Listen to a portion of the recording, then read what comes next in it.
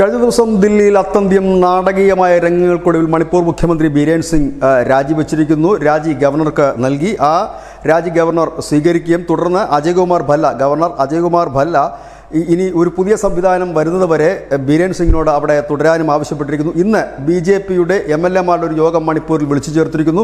ഇവിടെ ഒരു സമവായം ഉണ്ടായില്ലെങ്കിൽ, അതായത് പുതിയ ഒരു മുഖ്യമന്ത്രിയുടെ സ്ഥാനാരോഹണം ഇല്ലെങ്കിൽ ഒരു പേര് ഉയർന്നു വന്നില്ല എങ്കിൽ മണിപ്പൂർ രാഷ്ട്രപതി ഭരണത്തിലേക്ക് പോകാനുള്ള സാധ്യതകൾ ഏറെയാണ് എന്നാണ് ഇപ്പോൾ പുറത്തുവരുന്ന വിവരം. നിലവിൽ മണിപ്പൂർ സ്പീക്കർ തോങ്ചോം സത്യവ്രത് സിംഗ് മറ്റൊരു മന്ത്രിയായ യുനോം കെ ചന്ദുമാണ് ഇപ്പോൾ മുഖ്യമന്ത്രി സ്ഥാനത്തേക്ക് പരിഗണിക്കുന്നത്. ഇത് MLA-മാരുടെ ഇടയിൽ ഇതിനൊരു സമവായം ഉണ്ടായില്ലെങ്കിൽ രാഷ്ട്രപതി ഭരണത്തിലേക്ക് പോകാനാണ് കേന്ദ്രം ഇപ്പോൾ ആലോചിക്കുന്നത്.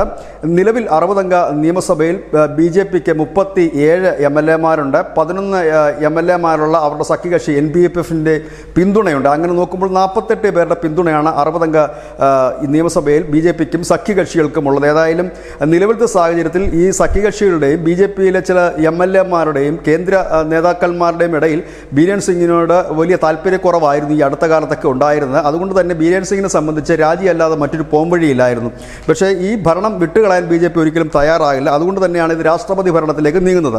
രാഷ്ട്രപതി ഭരണത്തിൻ്റെ ആർട്ടിക്കിൾ 356 പ്രകാരം രാഷ്ട്രപതി ഭരണം ഏർപ്പെടുത്തിയാൽ 2 മാസത്തിനുള്ളിൽ ഈ ഏർപ്പെടുത്തിയ വിവരം ലോക്സഭയിലും രാജ്യസഭയിലും വെക്കേണ്ടതായിട്ടുണ്ട്.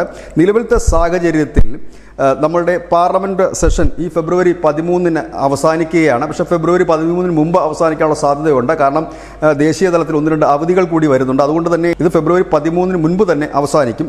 പിന്നീട് തുടങ്ങുന്നത് മാർച്ച് 10-ന് തുടങ്ങി ഏപ്രിൽ 4-നാണ് അടുത്ത സെഷൻ ആരംഭിക്കുന്നത്. അപ്പോൾ അതിനു മുൻപ് തന്നെ ഒരുപക്ഷെ രാഷ്ട്രപതി ഭരണത്തിലേക്ക് പോകാനുള്ള ഒരു വിജ്ഞാപനം കേന്ദ്ര സർക്കാർ പുറപ്പെടുവിക്കും. ഇല്ല എങ്കിൽ ഏപ്രിൽ 4-ന് ശേഷമായിരിക്കും. അങ്ങനെയെങ്കിൽ അടുത്ത പാർലമെൻറ്റ് സെഷനിലേക്ക് ഈ വിവരം ലോക്സഭയിലും രാജ്യസഭയിലും വെച്ചാൽ മതിയാകും. ഏതായാലും രാഷ്ട്രപതി ഭരണം ഓരോ തവണയും 6 മാസം കൂടി നീട്ടാനുള്ളൊരു സംവിധാനവും നമ്മുടെ ഭരണഘടന വിഭാവനം ചെയ്തിട്ടുണ്ട്. ഏതായാലും മണിപ്പൂർ രാഷ്ട്രപതി ഭരണത്തിലേക്ക് പോകുന്നു എന്ന് തന്നെയാണ് ഒരു സൂചന. കാരണം ഇതിലൊരു സമവായം ഉണ്ടാകാനുള്ള സാധ്യതകൾ വളരെ കുറവുമാണ്. News desk, news India Malayalam.